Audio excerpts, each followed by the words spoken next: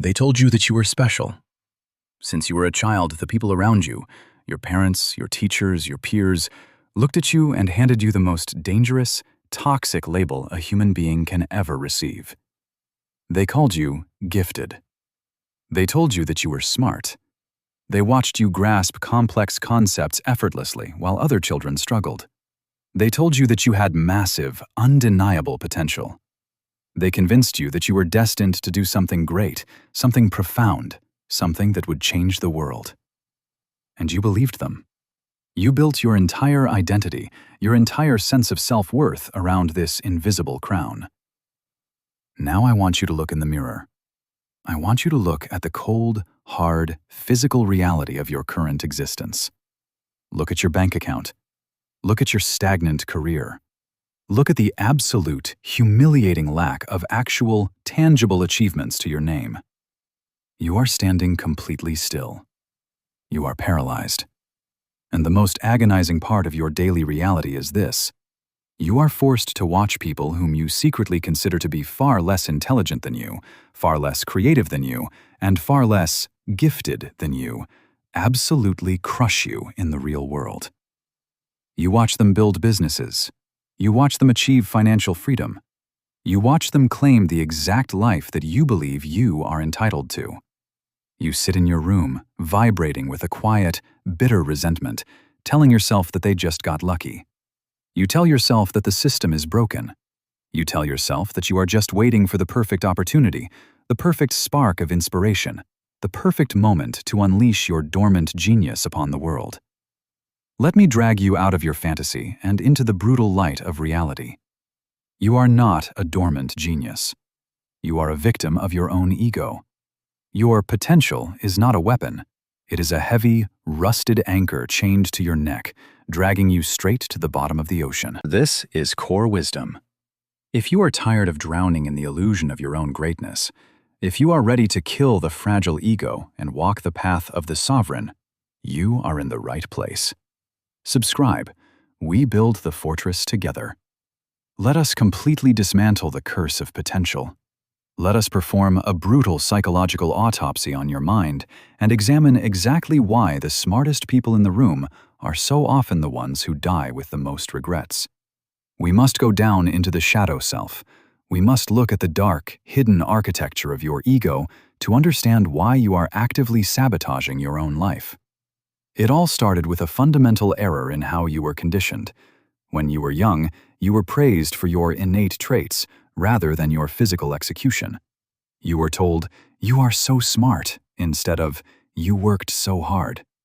In a controlled environment like a school, this works.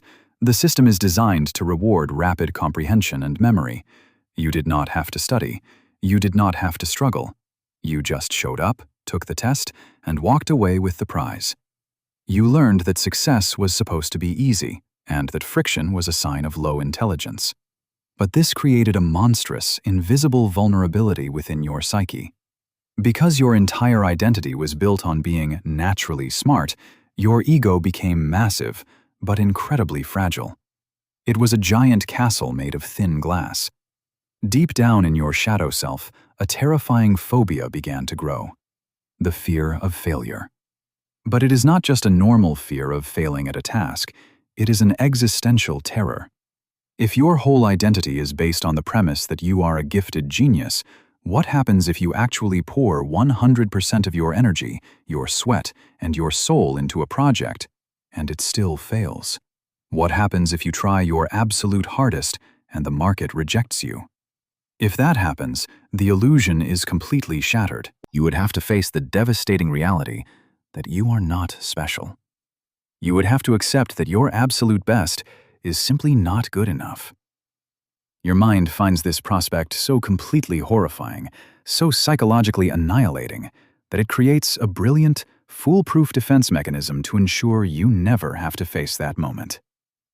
That defense mechanism is laziness. That defense mechanism is procrastination. That defense mechanism is what you comfortably call perfectionism. You are not a perfectionist. You are a coward. You wear perfectionism like a badge of honor. You tell people, "I just have very high standards. I cannot release this work until it is absolutely flawless. It is a lie. You use perfectionism as a psychological shield to protect your fragile ego from the judgment of the free market. If you never finish the project, it can never be judged. If you never launch the business, it can never fail. As long as the idea remains trapped inside your head, it remains pure, perfect, and untarnished by reality. You purposely sabotage your own efforts. You wait until the night before the deadline to start the work. Why? Because if you fail, or if the result is mediocre, you have a built-in excuse. Your ego is protected. You can tell yourself, well, I only spent 4 hours on it. Imagine how incredible it would have been if I actually had the time to try. You would rather be known as a lazy genius who never applied himself than a hard-working, average person who reached his absolute limits. You are entirely addicted to the comfort of your own potential. Potential is safe. Potential does not require friction. Potential does not require you to bleed. You hoard your potential the same way a paranoid king hoards gold in a deep, underground vault. You sit in the dark, counting your intelligence, counting your ideas, counting your natural talents, thinking that possessing these things makes you wealthy. But in the unforgiving realm of power dynamics and reality, unspent gold is just useless rock. Your intelligence, unapplied, is nothing but wasted biological electricity. You look at the people who are succeeding, the ones who are not naturally gifted, the ones who had to study twice as hard, the ones who failed publicly and embarrassingly. You look down on them. But they understand a fundamental law of the universe that your fragile ego refuses to accept. They understand that the world does not reward the thought. It only rewards the execution. They did not have the curse of potential. They did not have an invisible crown to protect. Because they knew they were not special, they were forced to rely on the only thing that actually generates leverage in this universe: relentless, agonizing, unglamorous friction. While you were busy protecting your ego, they were busy callousing their minds. They stepped into the arena. They got punched in the face by reality. They bled, they looked foolish, they failed, and they adapted. They built a tolerance to failure, while you built an allergy to it. And now you are realizing that the world is passing you by. The gap between what you know you are capable of and what you have actually physically manifested is widening every single day. That gap is where depression lives. That gap is where anxiety breeds. It is the agonizing friction between your massive ego and your non-existent reality. You are suffering from the pain of the unlived life. You can feel the ghost of the man you were supposed to become staring at you from the corner of the room, judging you for your cowardice. You read more books. You consume more podcasts. You gather more and more information, tricking your brain into feeling like you are making progress. You are confusing the accumulation of knowledge with the accumulation of power. You do not need another book. You do not need another strategy. You do not need to discover your passion. You need to execute the ideas that are already rotting inside your head. Let us examine the true, unforgiving nature of this word you love so much. Let us look at the actual physics of potential in the real world. In the realm of power dynamics, in the brutal, hyper-competitive arena of the free market, potential is not an asset. It is absolutely worthless.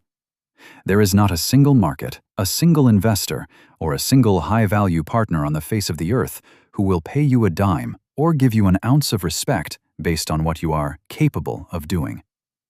They do not care about your IQ score. They do not care about the brilliant, groundbreaking ideas floating around inside your head. They do not care how fast you learn or how naturally talented you are. The universe only recognizes, respects, and rewards physical manifestation. The universe only responds to the physical alteration of reality. I want you to visualize the ultimate metaphor for your existence. You view yourself as a diamond, an uncut, incredibly rare, deeply valuable diamond buried in the dirt. You think that because you are fundamentally superior in your composition, you do not need to do anything. You are just waiting. You are waiting for the perfect master jeweler to walk by, dig you up, recognize your immense worth, and carefully polish you into a masterpiece. You think your mere existence demands recognition. But life is not a jewelry store. Life is a brutal, chaotic, blood-soaked battlefield. And on a battlefield, a diamond is completely useless. Imagine you are standing on that battlefield, holding your precious, perfect diamond, and charging right at you is a man holding a rusty, jagged, ugly piece of iron. But he has spent the last 10 years violently swinging that iron, sharpening it against rocks, breaking it, and forging it in the fire of absolute failure. Who wins? The man with the rusty sword will slaughter you. He will crush your perfect diamond into dust, step over your body, and take everything you thought you deserved. That man with the rusty iron is the person you are looking down on right now. He is the guy you went to high school with, who is not very smart, who struggled with the tests, but who started a business, failed 3 times, learned from the mud, and is now a millionaire. You look at him and you say, "I am smarter than him. I could do that if I wanted to." But you didn't. And therefore, in the only metric that actually matters in this universe, results, he is entirely superior to you. He swung the sword. You kept the diamond in your pocket. Your intelligence without execution is not a superpower. It is a psychological prison. It makes you an arrogant observer of a game you are too terrified to actually play. You must undergo a radical paradigm shift in how you view your own value. You must stop looking at your potential as a bank account filled with gold. You must start looking at your potential as a massive, crushing debt. When you are gifted, when you are given a high processor speed by genetics or environment, you are given a loan by the universe. And every single day that you sit on your couch, consuming cheap dopamine, endlessly planning but never executing, the interest on that loan compounds. You pay the interest on your unmanifested potential in the currency of psychological torment. Every panic attack, every sleepless night, every sudden wave of nausea when you see someone else succeed, that is the universe collecting its interest. That is your biology punishing you for hoarding energy that was meant to be expended. You are a high-performance engine sitting in a garage, running on neutral, slowly destroying yourself from the inside out because the machine was built to be driven, not to be preserved. Look at the specific ways your ego paralyzes you. Look at the trap of over-preparation. Because you are smart, you know how to research, so you research.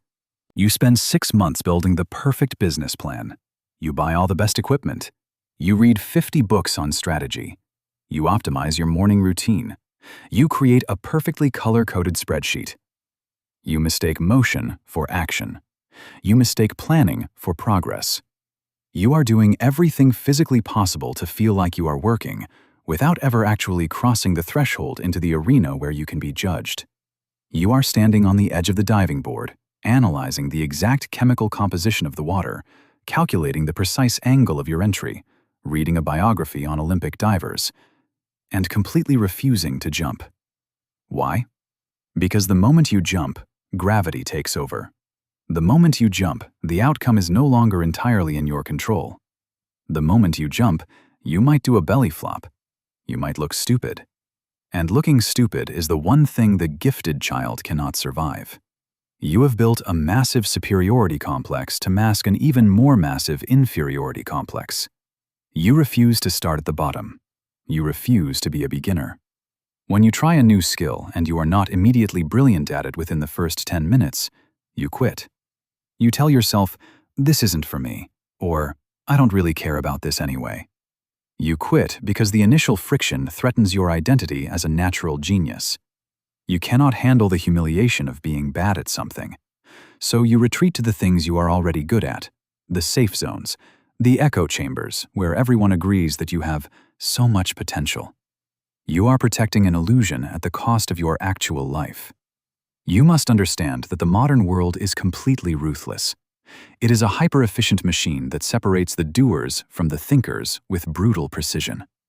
The internet has democratized information. The fact that you are smart and know things is no longer an advantage. Everyone knows everything. The blueprint for building an empire, fixing your body, and mastering your mind is available for free to any human being with a Wi-Fi connection. Information is abundant. Execution is scarce. The market does not reward intelligence anymore. It rewards the speed of implementation. It rewards the man who reads one page of a book and immediately applies it over the man who memorizes the entire library but never leaves his room. It is time to call in the executioner. If you want to survive, if you want to actually extract any real power from this life, you have to commit psychological murder. You have to take the gifted child inside of you, the fragile, arrogant, terrified little boy who needs constant validation, and you have to kill him. You must turn to the cold, uncompromising steel of Stoicism. Stoicism requires you to look in the mirror and declare absolute, undeniable bankruptcy on your ego. You must look at yourself and speak the most agonizing, humiliating, and ultimately liberating sentence a gifted person can ever say. I am not special. I am a zero. You must strip away the labels. You must burn the resume of your potential. You must accept that until you physically build something that can withstand the violent storms of reality, you are exactly the same as a man who has absolutely no potential at all. In fact, you are worse, because the man with no potential does not suffer from the delusion of grandeur. He just puts his head down and works. The Stoic philosopher Epictetus said, "If you want to improve, be content to be thought foolish and stupid." Read that again. Burn it into your retinas. Be content to be thought foolish and stupid. This is the ultimate cure for the curse of potential. You must actively seek out the exact feeling you have been running from your entire life. You must embrace the humiliation of the beginner. When you start that business, it is going to look terrible. When you write that first book, it is going to be garbage. When you enter the gym, you are going to be weak, uncoordinated, and pathetic. People will look at you. The same people who used to call you a genius will see you struggling, and they might whisper, "I thought he was supposed to be smart. I guess he didn't amount to much." Let them whisper. Let them laugh. Their laughter is the fire that will burn away the dead wood of your ego. The humiliation you feel is the weakness leaving your psyche. Every time you fail publicly, every time you produce a piece of work that is mediocre, a tiny piece of that fragile, gifted child dies. And every time a piece of him dies, a piece of the sovereign is forged in his place. You must fundamentally alter your standard for execution. Right now, your standard for your first attempt is absolute perfection, and because perfection is impossible, you never start. You must lower the standard for your first draft to 0. Give yourself absolute, unconditional permission to create garbage. Just get it out of your head and into the physical world. Let it be ugly. Let it be flawed, because once it is in the physical world, the rules of the game change entirely. Once it is real, you can no longer protect it with excuses. You can only fix it. You lower your standards for the first attempt to 0, but you raise your standards for iteration to infinity. You build the ugly prototype, you launch it into the market, you let reality punch it in the face, you look at the broken pieces, and you iterate. You fix one error, then you fix the next. This is the unglamorous, dirty, exhausting mechanics of building an empire. It is not a sudden flash of brilliant inspiration. It is a slow, methodical grind of swinging the rusty iron against the rock until the rock breaks. A sovereign does not care if he looks like a genius. A sovereign only cares if the wall falls down. If he has to look like an absolute idiot swinging a hammer for 10 years to break the wall, he will gladly do it. Because he knows that when the wall finally crumbles, he will be standing in the conqueror's circle, while the geniuses are still sitting on the other side, drawing perfect, mathematically flawless diagrams of a hammer they will never actually lift. You have to decide, right now, in this exact moment, what you value more. Do you value the comfortable, warm illusion of being gifted? Do you want to take that invisible crown to your grave, knowing that you never risked it, you never scratched it, and you never actually ruled anything? Or do you value power? Do you value reality? Do you want to actually step onto the throne and build a tangible, undeniable empire that forces the world to respect you? You cannot have both. The illusion must die for the reality to live. Look at the people in your life who have been feeding you this poison, the ones who constantly tell you how much potential you have. They mean well, but they are enabling your paralysis. Stop listening to them. Stop seeking their validation. When they say, "You could do anything you put your mind to," you must translate that in your head to, "You have done absolutely nothing." Use it as fuel. Use the disgust with your own inaction as a weapon. There is a massive reservoir of aggressive, primal energy trapped underneath your anxiety. That anxiety you feel every day is just your unexpressed potential rotting inside of you, turning into a toxic gas. You have to open the valve. You have to let the pressure out. And the only way to release it is through violent, immediate, imperfect action. Close the books. Shut down the podcasts. Delete the 50-page business plan. Pick one single, physical action you can take right now, today, that moves the needle 1 inch in reality. Not in your head, in reality. Make the phone call you are terrified to make. Publish the article you think is not good enough. Go to the gym and lift the embarrassing amount of weight. Step into the mud. The mud is where the magic happens. The mud is where the iron is forged. The mud is where the boys with potential die, and the men with power are born. It is time to formally abdicate the throne of the gifted child. Take the paper crown off your head, strike a match, and burn it to ashes. You are no longer a genius in waiting. You are a savage in the arena. You start from nothing. You expect nothing. And you conquer everything through sheer, undeniable execution. Stop thinking. Stop planning. Stop protecting your ego. Pick up the rusty sword and start swinging. This is core wisdom. If you are ready to kill the gifted child, burn the illusion of potential, and walk the path of the sovereign, subscribe. Leave the herd behind.